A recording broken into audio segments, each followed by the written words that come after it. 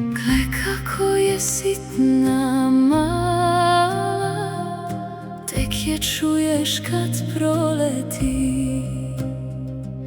Mala pčela, ali je zato veličanstven rad joj sveti. Hajd zaviri skromnu kuću, gdje pčelica vrijedna živi.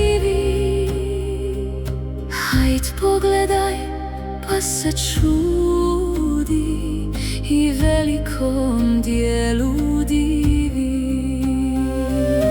U tišini dana zlatnog vrijedne pčele rade same. U kapljici